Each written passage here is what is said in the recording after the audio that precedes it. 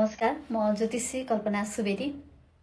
यस भिडियोमा म तपाईहरुलाई बताउँदैछु यही श्रावण महिनाको 9 गते जुलाई 25 तारिखको दिनमा चाहिँ हरिशयनी एकादशी व्रत रहेको छ, अर्थात् तुलसी रोप्ने दिन। र यसै दिनबाट चतुर्मास प्रारम्भ हुन्छ। यसैको बारेमा म तपाईहरुलाई बताउँदैछु। भिडियोलाई स्किप नगरिकन पुरा हेर्नु होला है त। विष्णु भगवानको पवित्र तिथिको रूपमा हामीले एकादशी तिथिलाई लिने गर्छौं र यस दिन हरिशयनी एकादशीको दिन तपाईले तुलसी रोपेर आफ्नो तुलसाको मठमा त्यसपछि दीप प्रज्वलन गर्नुहोला, जल अर्पण गर्नुहोला, प्रसादीहरू राख्नुहोला। त्यसपछि तपाईले भगवान विष्णुको नाममा मन्त्र जापहरू गर्न सक्नुहुनेछ। ओम नमो भगवते वासुदेवाय नमः भन्ने मन्त्रलाई तपाईले 108 देखि बढीमा 3-4 मालासम्म जप्न सक्नुहुनेछ र साथसाथै तपाईले विष्णु सहस्त्र नाम पाठ पनि गर्न सक्नुहुनेछ यसै दिनमा।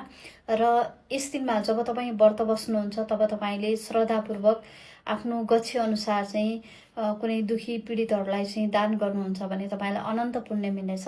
यस दिनमा गरिएको दान तपाईको लागि एकदमै पुण्य प्राप्ति हुनेछ। सच्चा मनले तपाई दान गर्दै हुनुहुन्छ भने त्यो दान तपाईलाई चाहिँ अनन्त फल मिल्नेछ, लाभ मिल्नेछ। यस दिनमा तपाईले विशेष गरेर चामल, माछा मासु, लसुन प्याज जुन कि तामसिक भोजनहरू चाहिँ त्याग गर्नुहोला। र विशेष त हामीले एकादशीमा भात खाँदैनौं, चामलको परिकार खाँदैनौं र अरू परिकारहरू बनाएर खाने चलन छ।